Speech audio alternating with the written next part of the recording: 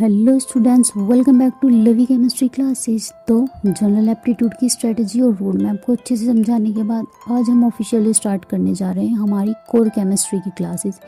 तो in today's class we are starting the core topics of fundamentals of chemistry. Our topic for today is extremely important. Topic is dual behaviour of matter, जिसमें matter waves, de Broglie concept. ठीक है, इसको हम dual nature भी बोल सकते हैं। तो ये है बीएससी फर्स्ट ईयर के फर्स्ट सेमेस्टर का फर्स्ट टॉपिक। और हाँ, अगर आप सीएसआईआर नेट या गेट की प्रिपरेशन स्टार्ट कर रहे हैं तो उन एग्ज़ाम्स के लिए भी क्वांटम केमिस्ट्री का बेस यहीं से तैयार होता है। तो ये क्लास आप सभी के लिए बहुत इंपॉर्टेंट है।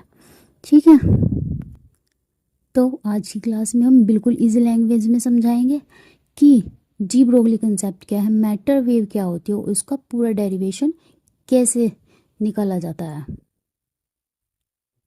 तो चलिए जल्दी से अपना पेन और नोटबुक निकाल लीजिए, साथ साथ नोट्स बना के चलिए और आज क्लास को स्टार्ट करते हैं। तो इसको हम थोड़ा सा पढ़ लेते हैं, dual nature of matter. In 1924, de Broglie postulated that not only light but all material objects like micro and macroscopic in motion such as electron, proton, atoms, molecules, etc. possess both wave and particle properties, thus have dual character. He said the wave associated with material particles as matter wave, which are now named de Broglie's wave। तो de Broglie ने क्या बताया कि कोई भी material object जो motion में होगा उसके साथ एक वेव जरूर जुड़ी होती है। यानी कि उन्होंने कहा कि लाइट की ही तरह हर मटेरियल ऑब्जेक्ट्स के पास भी एक ड्यूअल नेचर होता है। उन्होंने ऐसा क्यों कहा?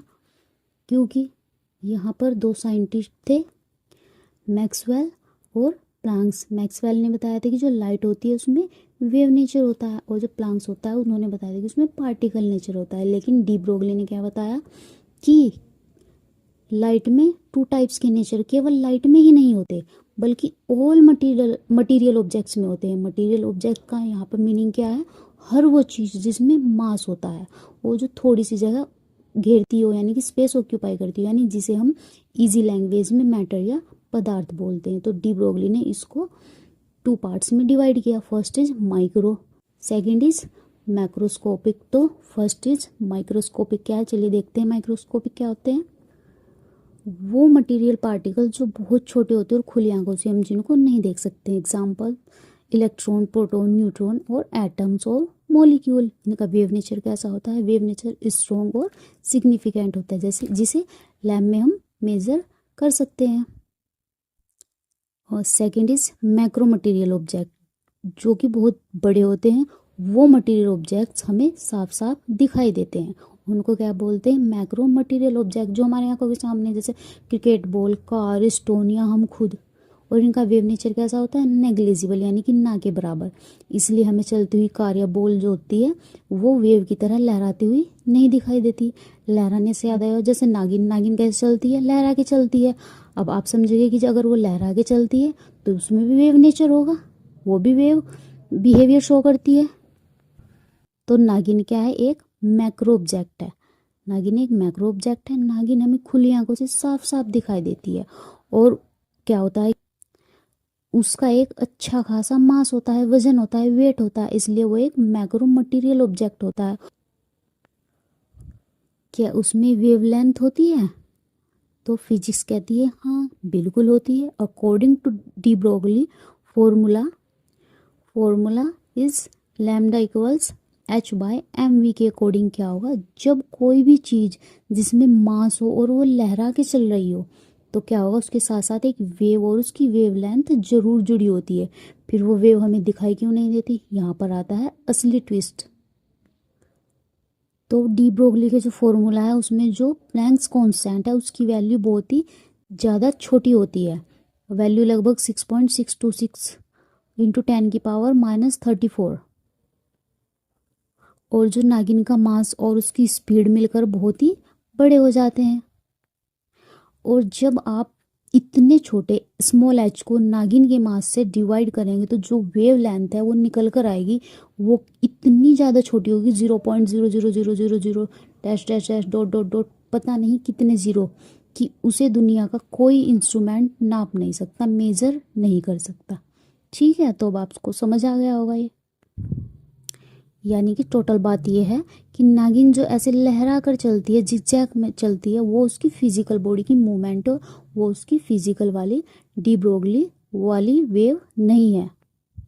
क्योंकि अगर नागिन एक जगह सीधी खड़ी होकर स्लाइड भी करेगी तब भी उसके अंदर एक इनविजिबल वेव होगी, पर उसका मास इतना ज़्यादा होगा कि वो वेव नेग्लिजिबल हो जाती है।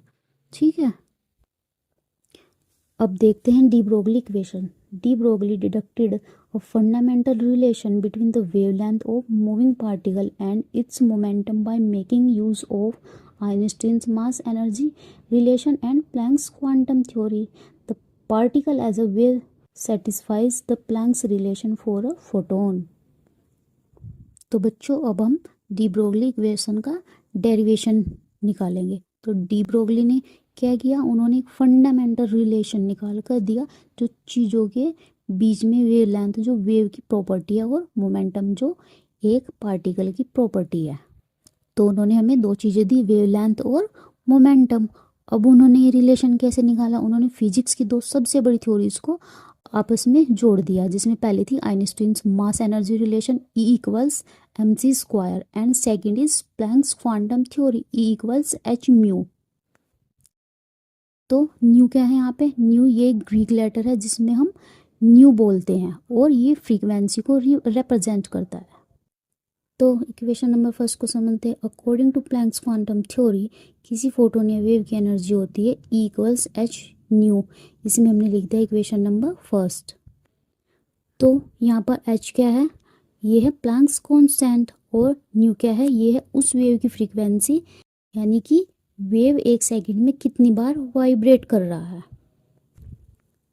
अब चूंकि आइंस्टीन पार्टिकल नेचर की बात कर रहे थे और प्लैंक्स किसकी बात कर रहे थे, वेव नेचर की बात कर रहे थे, तो डी ब्रोगली ने क्या किया, उन दोनों को दुनिया के एक बॉक्स में बंद कर दिया।